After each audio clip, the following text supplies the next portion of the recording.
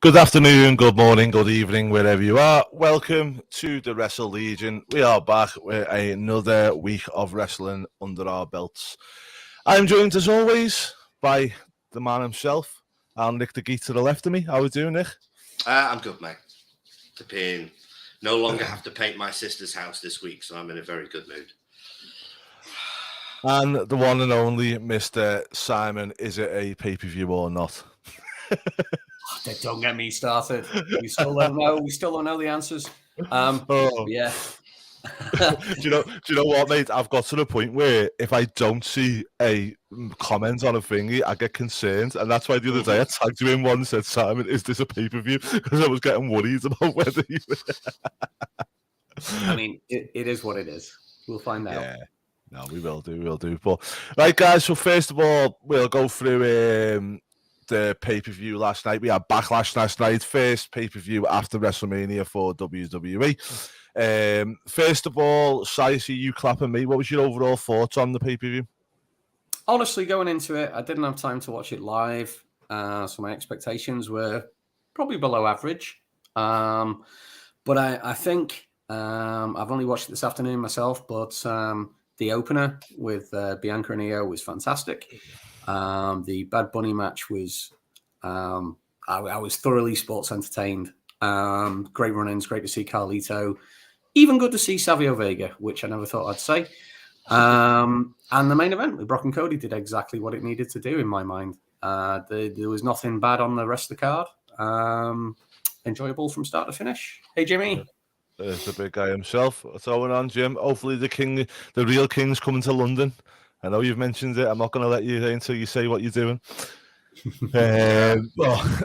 No, I was the same. I thought it was really, really good. One thing that I didn't like, I'll admit, is I didn't like the fact of with Bianca. I do like Bianca, but I think like we're just seeing the same thing over and over again of, you know, the good feats of strength and all the rest of it. But I don't know. I think she needs to turn heel at this point. What's your thoughts on that match and Bianca hold the moment here, Nick? I thought the match was fantastic. I thought they got enough time. Io really shined. And for me, I'm a huge Io Sky fan, so seeing the crowd pick her over Bianca at this point was really good. But Bianca's being compared to John Cena a lot over the last few months because she's getting the Super Cena push. She beats everybody. She overcomes all adversities. It doesn't matter if it's 2-on-1 or in the case of with Damage Control where it's been 3-on-1 for the past 6 months. The problem with Bianca's storylines is they're never Bianca-centric. They never focus on just on Bianca and her opponent. There's always this shenanigans and everything taken away from her storyline. So everything feels really to the part as opposed to direct and driven the way a storyline should be. And I think Bianca's suffered for this. So at this point, I think a heel turn's probably the best thing, which I think she could pull off fantastically. I think Bianca Belair's being awesome heel. And it gives something fresh. But I was very surprised they didn't pull the trigger last night. They got me in a couple of moments in that match. Yeah. I think that's why it was so good, though, with all the false finishes. But, you know, I'm with you. I've been saying since Bianca feuded with Sasha that she should have been the heel. Sasha should have been the face. I think she'd be a great heel. And we need to see it on the main roster because I don't think we have done, have we?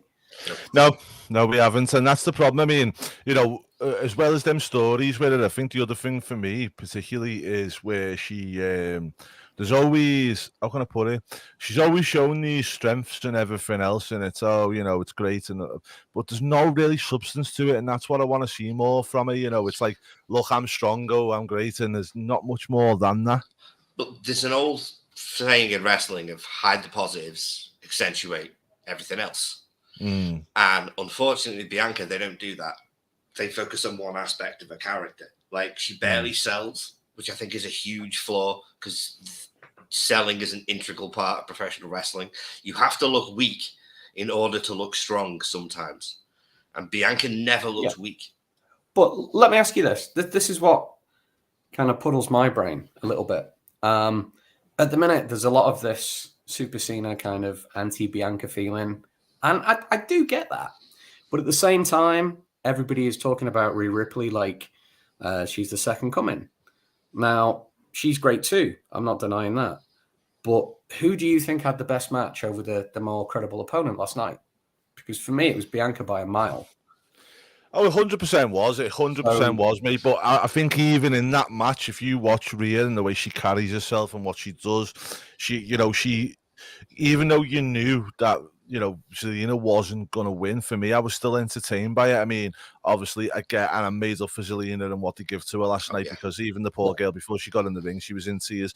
And, I don't know whether you guys know the background with her father and stuff like that. And, so it meant a lot to it. And I'm happy for that. But also, I felt like if that was Charlotte Flair in her place, Charlotte Flair tends to kind of go a bit like half-arsed when it's these kinds of situations where Rhea last night carried herself dead well. She done everything well. She just looks like an absolute star.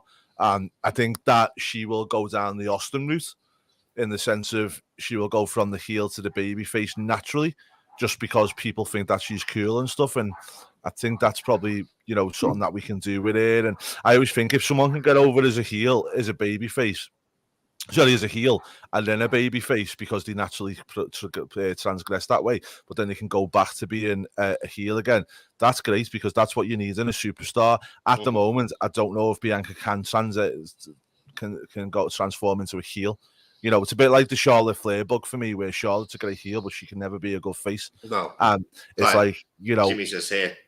Yeah. Bianca won't go heel for a very long time, unfortunately, and I think he's right. Yeah, I do, because I don't know whether she can or not, and I don't know whether WWE have got the confidence in her to go heel. As I said, I think it's the opposite way for Charlotte, where Charlotte's a great heel, but she's not a great babyface, and I think we might have that, where I do believe the difference between them and Rhea is Rhea can flip-flop between the two. I'd agree with that. And she can do it without a massive character turn as well. Yeah. She doesn't have to change her character massively to do it. Rhea Ripley is a very different kettle of fish. One minute she's as hateable as Luna Vachon. The next minute she's the most beloved thing, like Lita in the company. And I'm only drawing the comparison because they're both like the champions. But let's not forget, Bianca was a heel in NXT when Triple H was booking NXT. Yeah, yeah. But that's maybe where they don't like that, though. Maybe they didn't see what they wanted to there, and they don't want to redo that or something. You don't know, do you? But I'm only speculating, but that could be the case. But one thing I did want to say, because I'm not happy about this, is obviously I don't want to spend too much time on individual matches on Backlash, because we've also got other wrestling news to go through. But the Bad Bunny match, I loved it. I thought it was great. I've always had, if any of you guys watch me and Dale have our shots, you'll know that I've got a soft spot for Savio Vega, so I was made up to see him there. Yeah. I don't know why, back when I was like 12-year-old Andy, I loved him for some reason and never knew why, but I used to think he was great. I used to always love him on the cards, and it was great to see Carlito. But one thing that really annoyed me, and it left me with a bit of a sinking feeling when this match got announced, was why have Ray beat Dom with Bad Bunny interference if you are not going to use that in the match? I felt like we wasted the Ray win at WrestleMania now because we didn't go down the route of the tag match. Mm-hmm. Well, the thing is, I understand why we had Bad Bunny versus Damian Priest. Oh, don't get me wrong, Nick. They're both from Puerto Rico. Yeah, I understand the reason why, but what I don't get is why they had to screw Dom over with that. To do that, because I don't really see the point in that now. Yeah. If this would have been LWO versus the Judgment Day, or Priest and Ray and Dom. Ray and Bunny versus Priest and Dom. Yeah, I'd understand it, but we could have got here without doing that at Mania, and that's what annoys me now, because I didn't I think I said to you at the time, Si, that I wanted to reserve judgment on it because I wanted to see what they'd done, and the fact that they haven't really done anything with it since is really annoyed me, and it's really, it's just bad booking in my opinion. I can't argue with that. But for what it was, the match was good. I enjoyed it. The Puerto Rican legend of having a trolley full of weapons was used. I think Savio's finally redeemed himself 25 years after, probably the worst mystery opponent ever at No Way Out 98. Funnily enough, I was also a Savio fan myself, like you said, Andy. The first match I ever saw live was Sheffield in '94, and Quang was in the opening match against the 1-2-3 Kid. So yeah, it was great seeing him again. Cool. Well, Jimmy's just made a good point here. Is Bunny getting involved with Thomas is what caused Priest to turn on Bunny. Yeah, okay, I get that. I just think a thing here. The one thing I will say is now everybody on this show knows how much I'm a Cody Rhodes fan. Like, really? So I'm wearing the t-shirt, right? Oh. Yeah, because it's news to everybody, obviously, that I'm a Cody Rhodes fan. But Bad Bunny versus Damian Priest should have been the main event. Sorry, can I just go back? Is Cody Dusty's son? Yes. All right. Okay. Sorry. Yeah. Just clarify. Yeah, should have been the main event. Bunny versus Priest.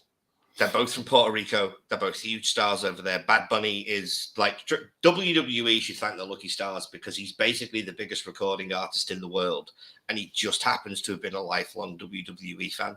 They could not have looked out more in this situation. This is like putting Michael Jackson up against Shawn Michaels in 1995. That's the equivalent of where Bad Bunny is as far as stardom goes these days. And the fact that he's willing to do this and put himself at risk and the fact that he can get insured to do it is remarkable. WWE need to thank their lucky stars, and the fact that they didn't think in this time when they're in Puerto Rico, they've got a Puerto Rican opponent for him, not to put them in the main event, just seems like a bit of a waste.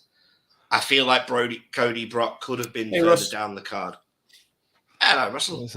Mate, Russell. Like we always say with Brock, though, isn't it? If he doesn't close, he opens. True. So it would probably meant Cody and Brock being the opener. I don't know how that would have worked out. Yeah, I think the other thing as well is if it was me, I totally get why they done it. Because for me personally as well is if I'm backstage booking this show, the one thing that I wouldn't want to happen is for the crowd to get really burnt out because when you're putting Bad Bunny in there, you're getting a lot of social media views and everything else that goes with it, and you want that crowd to be popping in the big events and the big scene and that atmosphere. And maybe if you would have put them as main event because the way the crowd was just rabid all night, you might have lost that at the end. Yeah, but think of it this way. They used a bloodline match as the cool down match in between the double main events. Well, this is another thing I was going to say is because another thing for me to add, this is the next question for you. Do you think the bloodline story is getting kind of boring now? At the minute, it's just while the cat's away, the mice are playing, aren't they? It's just on hold. It's on ice. I think we will get Roman back this week. On SmackDown and hopefully kick off something good. Whether it's Nakamura or somebody else, it'll be good to see the big guy. Lashley. You think Bobby? Lashley. I hope Bobby anyway. Bobby's a really good opponent for Roman. But I tend to think the Bloodline storyline, as you say, is kind of on pause. Yeah. They're sowing seeds again for the next. It's the end of chapter 2, and they're sowing seeds for the beginning of chapter 3. I think the problem you've got now, though, is right, and I think it's something everybody has got to realise is, and say you turn around and made this point before when we were having a little chat, is like nowadays people do not have the attention span to go through all these chapters and stuff. I think people are getting bored with it because they don't like, long-term storytelling is all great and well. But I believe the way WWE have done it with the Bloodline is everything else has played second fiddle to it. And I think with these people nowadays, they just won't put up with it. They lose interest in it. As I said, in the first place, it should have ended at Mania because Cody should have won. I'll shut up now. Simon, you were going to say. I mean, I blame Batista for a lot of this fickleness because, all the fans watching the product now, they don't want to wait a few months for the payoff. They just want WWE just to, give them what they want right now. They're all sat there, give me what I want. It's impatience, isn't it? It's kind of like we've just gotten used to having too much given too quickly. So when you slow things down, people complain. Yeah. And that's the thing. it's just like I just feel like we're getting to the point now where, for me personally, the bloodline stuff, it's harder. I think for me, Sammy should have won it. Should have happened there. If not, if Jay doesn't win it in the next by August SummerSlam, then somebody needs to take the belts now, because I don't think they're going to get where they want to go with it. Which is a rematch with Cody at Mania 40. Well, this is the big one then. So just to go through this here, Russ says that he enjoyed last night's pay-per-view, and he also says, keep banging the Cody drum, Nick, I'm right behind you. I'm right behind it, but let me ask you this question. First, I'm going to go to Sai, because I already know your answer, Nick, so I want to get a different perspective before I come to you. Should Cody Rhodes have won last night, Sai? Yes, absolutely. Okay, yeah. Why? Because he's taken a diversion from the story. After losing to Roman, he needed to prove that he was a bona fide established main eventer, that he could beat a big name in a main event. And if you think back 10 years ago, whether he was Stardust or dashing Cody Rhodes or whichever gimmick he was in, he wouldn't have lasted 2 minutes with Brock. So the fact that he's gone into the main event and beaten Brock Lesnar, he's busted him open, he's pinned him clean. He's just, it's like, I'm here, I'm a main eventer, I'm not going away. And I think it did exactly what it needed to do. Okay, well, I'm going to give you a different perspective, Nick, and I'm going to let you respond to this. Okay, so for me personally, is WWE have backed themselves into a corner here, because I believe everyone seems to think that the reason Cody lost at Mania is because he hadn't been through enough adversity. Okay, now I think that's a load of BS, because I think that he lost at Mania because they didn't want to take the belts off Roman, and they didn't. That was all the plan that they had, was to keep the belts on Roman.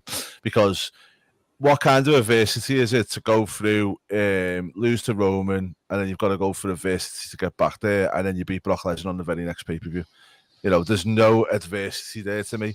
And yeah, in the short term, you might think that's great, but if we're going to go on this journey of him losing and quite not making it and not getting there, and then we have it, if we are going to Mania next year, for me personally, it should be he loses for around about 6 months from now. He's losing, he's getting close, he gets close to Money in the Bank, but he doesn't get there. He joins, hang on, Nick, he'll get where I'm going. Then he doesn't get there with the world title shot, and he gets the Raw one, and he kind of falls at the final hurdle. And this keeps happening for around 6 months, where he's so close, but then he doesn't get there.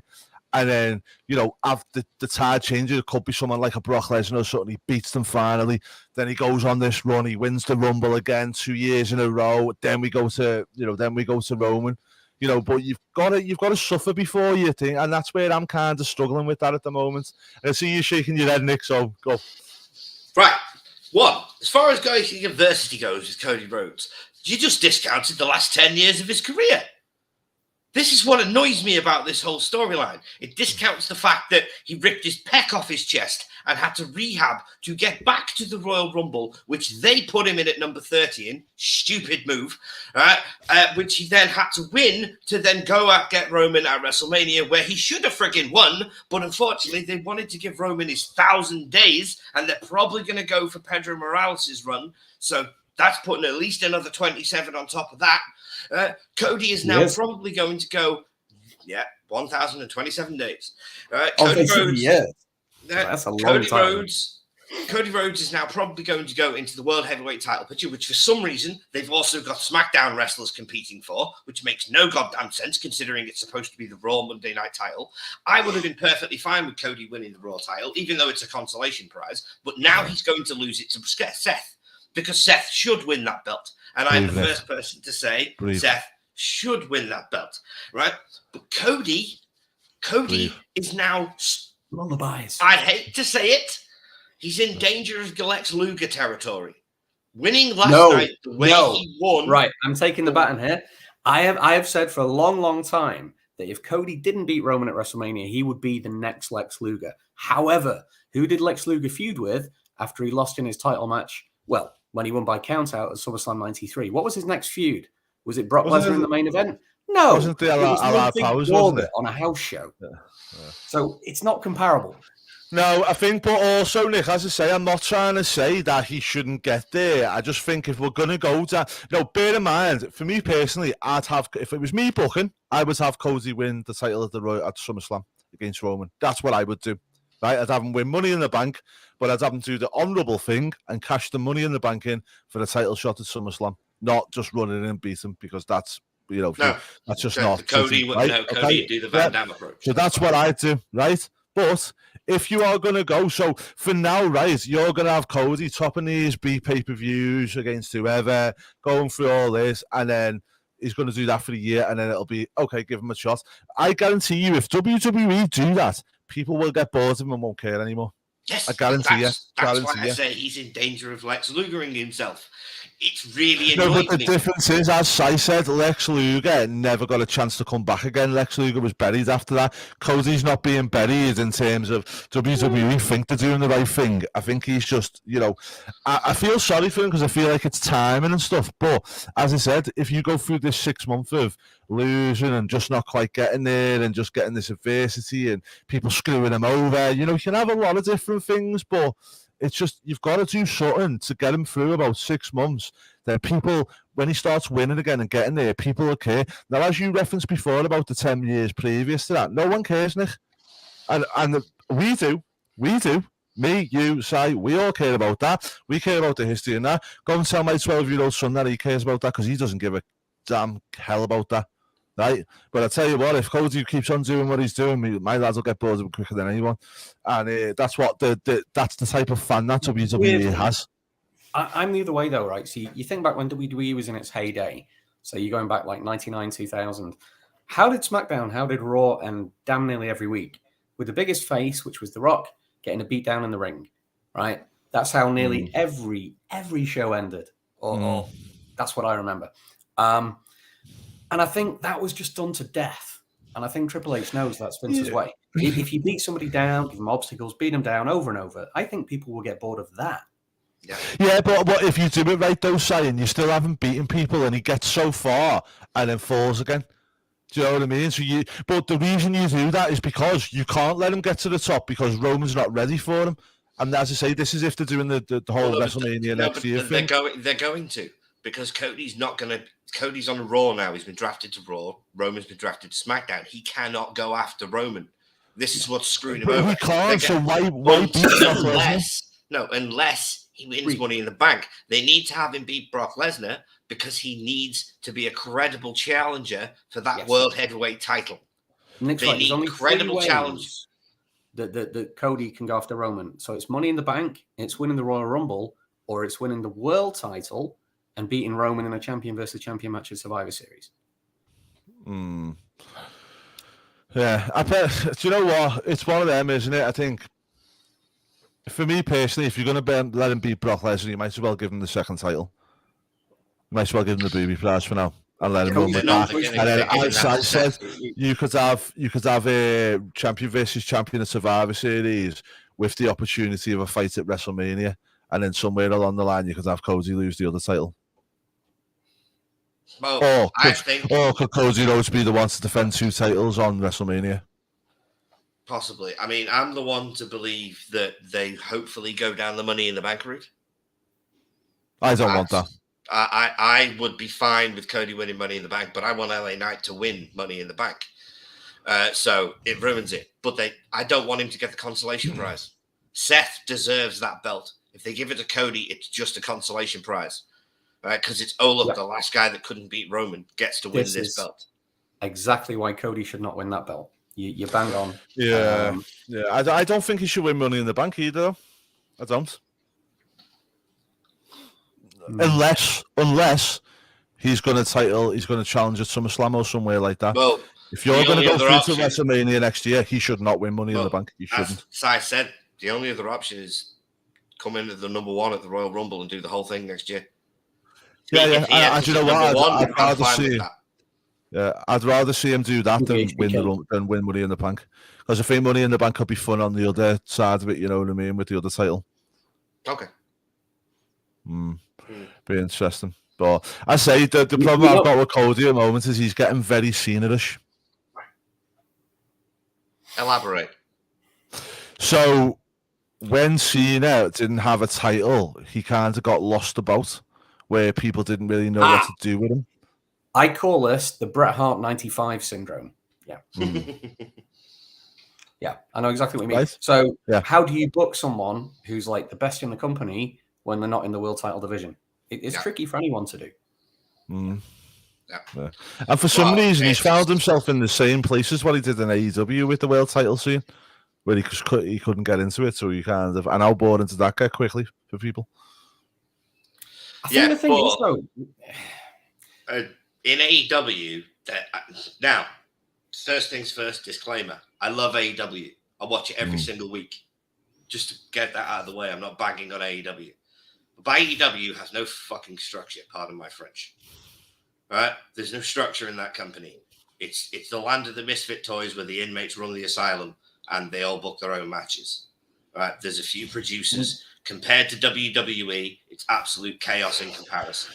Do you know what, mate? I totally disagree with you on this one, Nick. I'm sorry, mate, but I do. I agree with the fact that we've got, inmates run the asylum sometimes and stuff like that. But I think WWE just as pig-headed here. I really do. And I think that, we're still in that pickle as quite rightly what Sai says, Bret Hart 95. It's like, what do you do here? And I think WWE will do what they always do. They won't sit back and think, this is what we'll do. They'll just go, right, that's it. And that's what we're doing. And don't care what anyone thinks. They don't think of the overall. Like, they probably don't think there's even a problem here. But no, they don't. Because at the moment they're going, we have to put Cody through hell so he can get back to where we need him to be for next. But they're not, though. That's the thing. You haven't beat probably the biggest beast in the company outside of Roman. Yeah, but you beat him convincingly. But where's the adversity? He didn't beat him convincingly. The Brock story's not over. But Roman didn't beat him convincingly. He still lost it, though. He hasn't gone back there, has he? You're saying it wasn't convincing, though. When was the last time you saw Brock in that kind of shape? No. It was a clean pin because Cody out-wrestled him. But he didn't beat him. Cody was in a submission. Brock was on the verge of victory. Come on, mate. All he did was roll his shoulders up. It's not a convincing victory. But that's how you win a match. You don't have to hit a finisher for it to be convincing. If you're a wrestler's wrestler, you can win a match anyway. A win's a win. 1, 2, 3. I don't think we're getting a rematch there, but I mean, I don't think I don't think they're finished with it. No, I mean, what you say about convincing, for me, it's like a 1, 2, 3 victory is convincing. Well, no matter which way it comes. To me, a roll-up is convincing. No, I get it. A win's a win. But in the terms of telling a story, Brock now has the out of saying, you didn't beat me, you got lucky. Because I beat myself by not letting go of the hold and breaking out of the pin. But then that goes to the adversity for Brock. He was sat in shock, pissed off in the ring, tasting his own plasma. I don't think Brock can get away with saying it was a lucky win when he's been left. But let me ask you this question then: even if Brock does go down that route, what's the where's the thingy there then, guys? Where does this advance the story for Cody? What does that give to Cody? It doesn't, and this is the problem. Exactly. So why haven't beat Brock Lesnar? Because he's going to beat people. Triple H does reverse Vince. Vince would have him lose over and over and over and over again.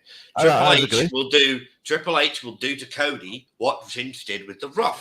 Sorry, the way don't that get me Simon wrong, put it before. He'll get the shit beaten out of him every single week on TV, but then when it comes to the big match on the pay-per-view, he wins. Then the next feud, he gets the hell beaten out of him on TV for the month. Then when it gets to the pay-per-view, he wins. It's the same way The Rock was booked. Yeah, I mean, the one thing I want to say is if it was against anybody else, then, yeah, I'd probably understand the whole let him win a few, lose a few. But for me, Brock Lesnar's probably your final boss before you get to the final boss. Unfortunately, you're probably right.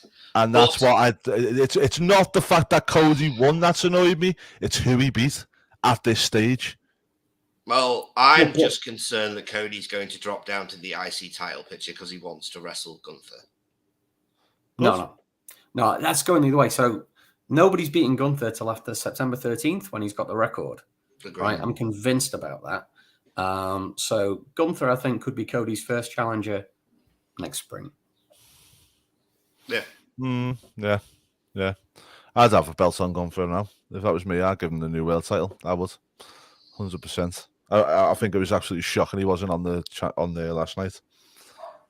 I get why you wasn't for. I was very actually, surprised. No, actually, to be honest, I'm not surprised because I know exactly why. Because he got married last week. If you watched some boss videos of him dancing, at his wedding reception, him and his missus giving it the full-on beans on dancing at the wedding reception. It looks brilliant. Who knew that Bronte can like ballroom dance like that? It's an amazing. Oh my! Check it out, Luke. So good. Right, guys, well, let's move on from Backlash anyway. I'm sure we all agree that it was a good show. And as I say, Nick, don't think for 1 minute I'm Cody hating here because I'm really not, mate. I just like to see where the story goes, and I just get worried that we're getting a bit of a, Brett 95 is probably a great analogy for that side. So let's move on anyway. However, during Brett's 95 run, he had some bangers against guys like Akushi. He stole the show time after time. He did, and you can have that with it, but again, I think we're in a different time now, Si, and that's what the difference, isn't it? People want to see progression, they want to see stories, get impatient. Just to quickly answer a previous question, you said, what do you do with Bret Hart when he's not in the world title picture? Seth Rollins is what you do. But Seth Rollins is a different beast for me. Well, Seth Rollins is the Shawn Michaels of his generation, admittedly, not the Bret Hart. And also, Seth, the problem you've got with Cody, I think, as well, is Seth's had his run, Cody hasn't had one.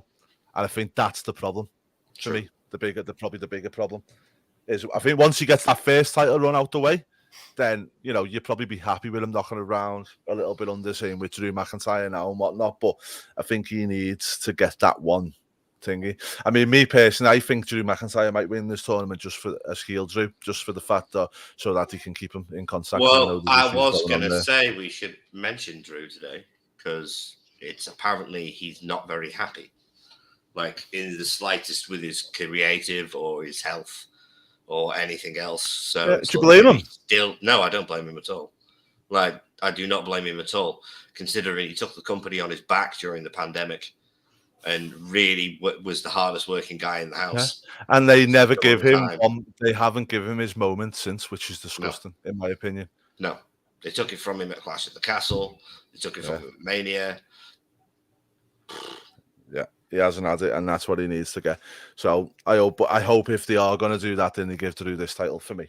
Because again, I think you're right in what I know. Everyone says that Seth Rollins deserves it, but I totally agree with Seth Rollins, the blueprint of someone that is massively over, doesn't need a title to get him there, and can still carry on doing what he's doing without the title. You use this title to get over a hot young up and comer, and you put it around the race of Dominic Mysterio. That's what you do. Yeah. Well, Dom's gonna have the US title soon, mate. Don't you worry. Well, I see the US titles on SmackDown. Yeah, well, I know you said we're moving on from Backlash, but quickly, right? Just to touch on the fact that we've got a Raw women's wrestler with a SmackDown title and a SmackDown women's wrestler with a Raw title. How are we going to fix this, guys? Do we get that on the shows this coming week? I reckon we'll have another Becky Charlotte thing where they just swap over titles. Yeah, unfortunately, I think they will. They'll just be like, here you go. It's saturated. Okay, guys. Well, just so we can segue across it, our next pay-per-view to the WWE is Night of Champions. Now, just so we can get over to AEW side, because we want to do, that also takes place on the same night as Night of Champions. Same day. Yeah. Same day. Sack the schedulers. I think people will say WWE have done this on purpose. I don't believe that to be the case because I think it's more set by Saudi than it is for them, and also with them not going head to head as well, and also the fact that WWE is not a pay-per-view company, all that stuff about going head to head, it's not too bad.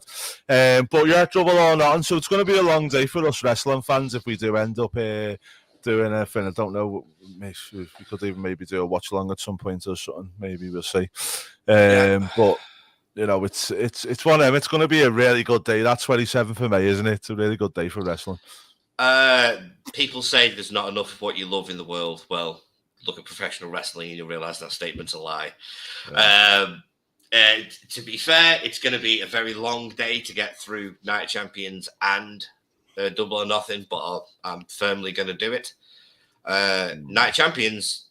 Now, the crazy thing about the Saudi shows is even though they kind of feel like giant house shows, there's always a lot of spectacle and grandeur to them. So they feel decent. And title changes and stuff as well. We've had a lot of that over the years. They do a lot of big stuff in Saudi. Really watchable, yeah. Yeah. Last year's was a Hell in a Cell last year. Was awesome. Edge versus Seth was amazing. Yeah, that pay-per-view as a whole was amazing. It was really good. Another thing as well is I've got a little ace in the hole for this championship match, the WWE New Raw Championship. And I'm sorry for cutting back because I know we're going to AEW, which we will do now, but it's just something I remembered. My wild card for winning that belt, and it's someone who goddamn deserves it because he needs to be the record holder to get rid of the other douchebag that keeps getting it and won't shut the hell up about it. Mr. Randy Orton needs to come back and win that belt to get the record. I thought it was a 14 time. He's on 14, yeah. So, I mean, this is all depends who you ask, blah, blah, blah. But Rick is arguably on 19 or 21. Correct. That's the truth. WWE only acknowledged 16. Cena's had 16. If you count the WCW International Heavyweight title, Sting is on 15. And then you've got Randy Orton on 14. If you've got 16 and on 16, bring him back to win the 17 one just to piss off Ric Flair. Because no matter whether it's technically this or technically not, the fact if WWE acknowledge somebody's beat his record, he will fume. And I want him to be alive to see it. This is the beauty of it, though. Even if someone gets 17 titles, even if John Cena comes back on Raw on Monday, wins the belt, he's still not beating Ric Flair's actual record. And I think Rick has set it up so that Charlotte will be the one to beat the record. Interesting. But anyway, let's move on. So, first of all in. Obviously, we know is it a house show, but let's just focus on the fact is at the moment we've had reportedly 61,000 tickets have been sold for this event so far, which is an amazing achievement. And congratulations to Tony Khan and the guys over there. Well done, because no matter what anybody says, he's got balls to take on Wembley, and so far it looks like he's reaping the rewards. Yeah, and also it'll send out a message to all wrestling companies of like, I'm going to say something here. So with this 61,000, and it's only going to go up before the show because they always do in the end, is I think it's there's multi-facets to this for me. One, WWE will take note. Two, AEW are going to show that they've got a lot of fans in the UK, which is awesome. And hopefully they will give us a bit more after this. But also, if I'm a TV executive or someone in the UK, and I'm thinking to myself, there's a gap here. There's a massive gap here that, like, why couldn't we do a UK promotion that could maybe take on these kinds of things and, do something a bit more, you know what I mean? Like a TNT or somebody who, like a company could, like, I'm not saying that they could take on WWE, but obviously if there's a real face for wrestling and you could get a company that could do something similar to what it is the truth, mate. You look back at how World of Sport was presented last time it was on ITV. Yeah, it was awful. Yeah. Even putting someone's head into a turnbuckle, there was crowd shots. It was all edited. It was like film for 9-year-olds. AEW gets away with showing a little bit more because it's on so late at night. Mm-hmm. You watch the replays on ITV, I think ITV4, that are on at 8-9 o'clock, and they're edited, just like World of Sport was.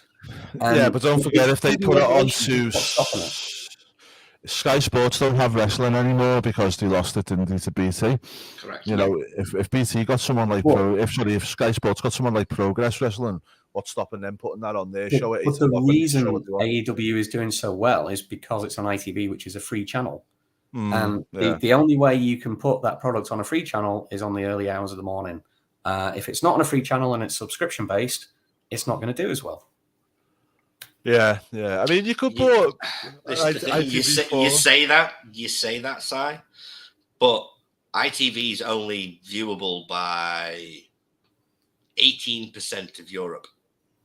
Sky Sports is viewable by 92% of Europe.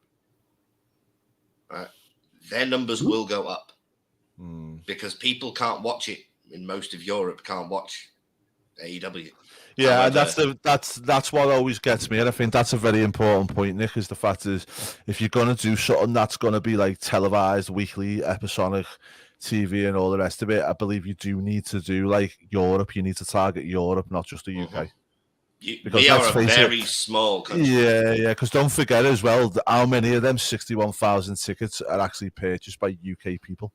Because that's an Good point. interesting point. And Good how point. many were purchased by Tony Khan? That's what I want to know. A kid. But no, I just hope the one thing that I do worry about is, Tony's got a lot of, how can I put it? He's got a lot of goodwill from the British fans with this one. They've all bought tickets without a match being announced. Yeah. And I just hope he can deliver. And what I mean by delivering is I don't just mean deliver the matches, but the spectacle that goes alongside it with the pyro, the big stage, everything else that goes with it. Because I believe if he doesn't, he will not get that again. Well, Can I just say just now? Hang on a sec, if I may. If you look at the seating plan, the stage doesn't look like it's going to be very big. No. It looks like they're going for a SummerSlam 92, Royal Rumble 2000 tight entranceway that's very long running down to the ring. I mean, I like a tight entrance. But no, let's be honest, Andy. Moving on swiftly from that. Stop spending so much time with my brother. Honestly, right, I would try and lower your expectations because I know exactly what you're saying, but AEW is not going to have anywhere near WWE's production quality. Oh, no, definitely not. But I think they just need to make sure they do a bit of it, I think what we're going to get is the crowd itself is the spectacle. The size of the crowd is the spectacle. I don't think there's going to be a huge screen. I don't think there's going to be a massive entrance ramp, like you say. The wrestling and the size of the crowd is the alternative spectacle. I don't think it's going to be bells and whistles. I hope they do stuff like bring Bret Hart over for it and things like that. It'd be quite cool. Don't forget cool. it happens around the same time as what SummerSlam 92 did. He was there for Clash, so yeah. I can't see why he wouldn't make the trip. Thing is, obviously we're going, which is going to be absolutely amazing. The fact that Tony Khan is running Wembley is, like you said, he deserves all the applause in the world because that's a ballsy move to make for your first show to be here, to be in our biggest, because I'm right, aren't I? Wembley is our biggest stadium. Yes. Yeah, right. There is no bigger one. No. Right, it's huge. So to run that for your first show, a little bit, not announce. Sorry, 1 sec. Go on, sorry. Isn't the Cardiff Stadium just a little bit higher capacity? Am I wrong? A little bit smaller. A little bit smaller, mate. Oh, there you go. Well, to run it, to sell over 60,000 tickets without announcing a match, he doesn't just have to blow it out of the water. He has to put on the best show AEW have ever produced, whether it's a pay-per-view or a house show or it's on a streaming service, whatever. This show needs to absolutely blow the top off the volcano. Just to give you a bit of context on that site for football purposes, so obviously bear in mind you can actually fit more in for a wrestling event. Wembley Stadium is the largest with 90,000.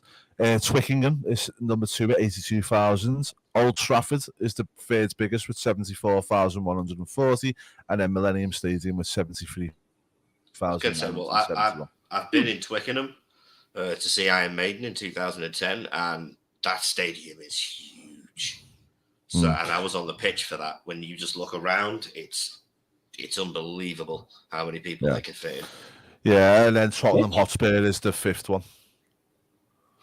Twickenham. You mean the field? Yeah. No, I mean the pitch. When you're talking about putting something in a pitch, mate, yeah.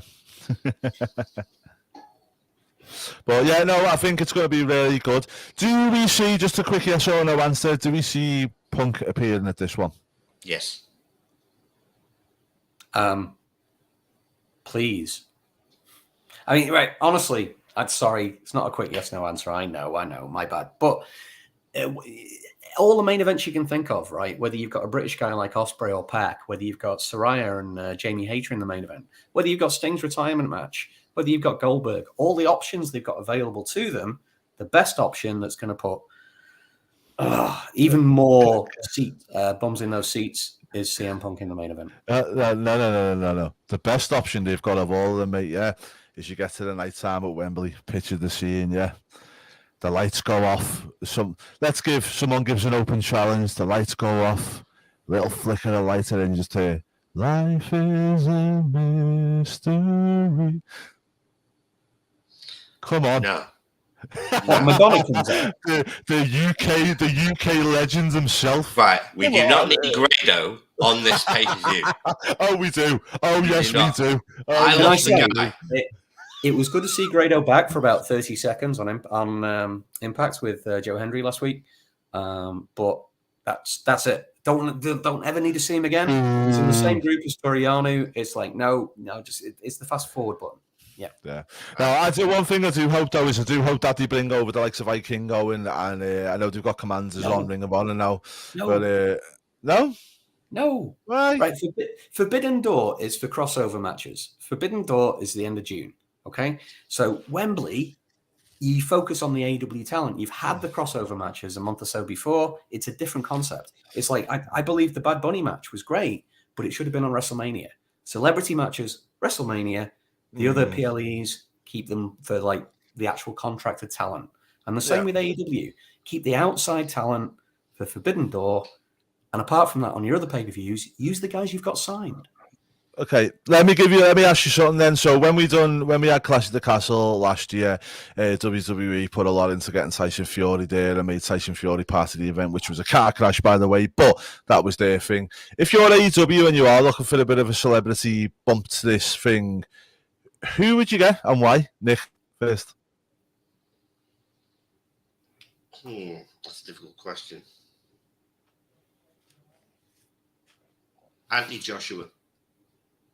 Oh, okay. Why? Because he was the last big British star to sell out Wembley Stadium, other than Tyson Fury. He is very, very, very over, especially in that part of the country. He's a very big name boxer, former unified heavyweight champion. He's very marketable. And quite frankly, I'd pay to see Joshua knock out anybody. Apologies, he was never unified boxing champion. Was it not unified? Sorry, I'm rusty on my boxing history. Oh, no, they never unified the belts, did they? No, he had every one apart from the WBC, where Tyson Fury is actually the only lineal because he's had every one of them at some point.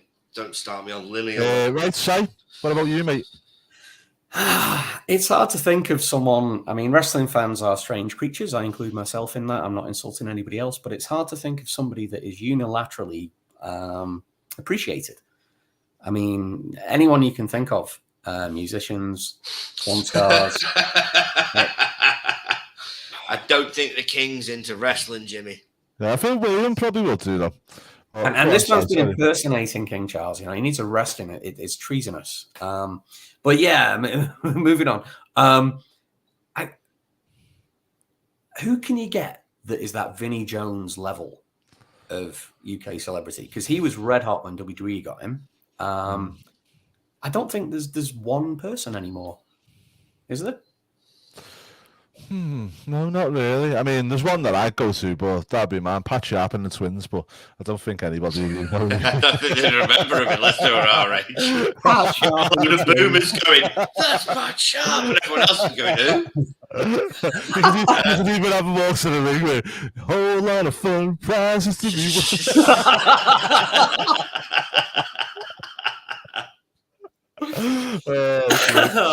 Just before we carry on, Jimmy, if I seen King Charles, I'd just sit there.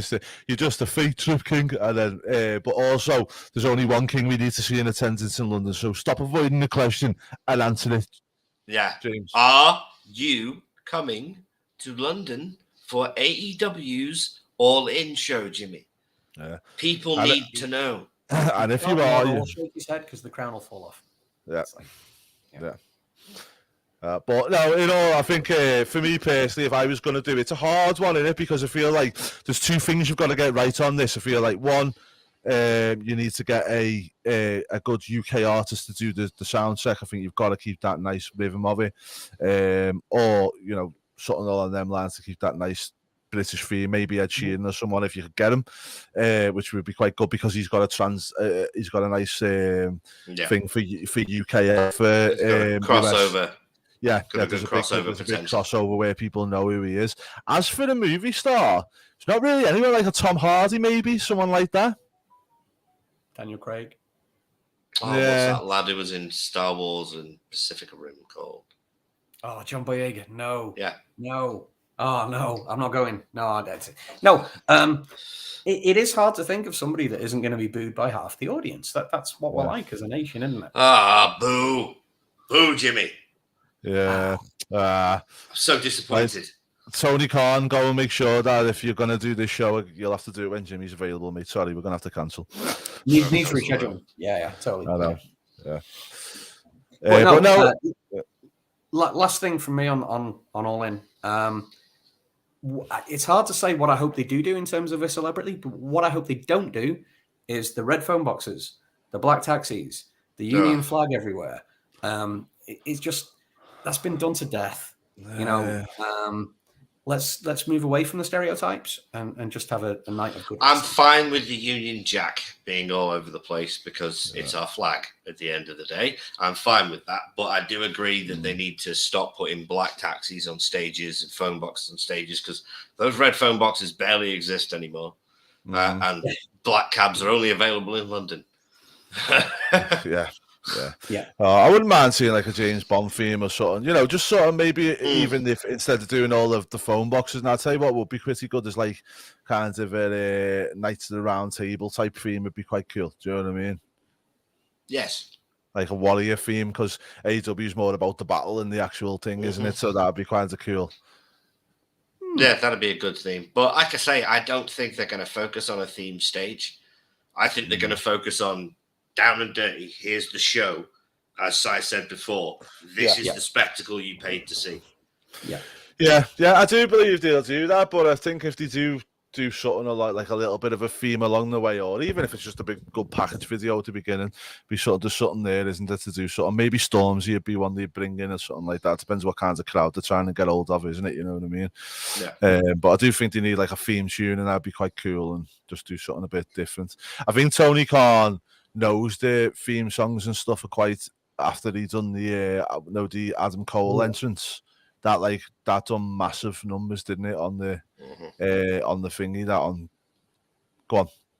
Talking about theme songs, Europe's The Final Countdown is used all over the place. It's used in snooker. It's used in darts. It's a lot cheaper in this country than it is in America. Could we see Bryan Danielson have it for one night? Ooh, that'd be cool. To wrestle CM Punk. Yeah, that's not going to happen. Nigel McGuinness, the rematch. Oh, that'd be nice. Stop talking dirty. That'd be nice. That's it, right, guys? Well, thank you so much for watching us. We're going to wrap it up there. I think that we've took enough of your time up, and obviously we want to appease our regan as always. But no matter what I try and do in terms of an outro, it's never going to be good as the man next to me. So, Nicholas, away you go. Ladies and gentlemen, if you enjoy what we do here at Wrestling Legion, please subscribe to the channel. Join the Legion. It's free. It really helps us out, and it's the only way the YouTube algorithm knows we exist. Hit that notification bell so you don't miss anything we do in the future. We promise you there is a lot more content coming. There will be a channel relaunch in the next couple of months. You will see fantastic things. You will see fantastic brains, and you will see fantastic content. We promise you this. And just one thing I want to interject and say is you're part of this. Every single person who watches us and follows us, you are part of everything we do. So anything that you've got in terms of content you would like to see, suggestions, ways we can grow this channel, please hit us up, because you're part of this journey with us, and we want to see that from every single person. You can find us all on Twitter, right here at Wrestling Legion. Anything you want, we will answer. I say it every week. I love you all. Anyone that tunes in to watch us three effectively talk shit on the internet, I absolutely adore you. Thank you so much. I've been Nick the Geek. He's been Andy. That's been Si. See you next week.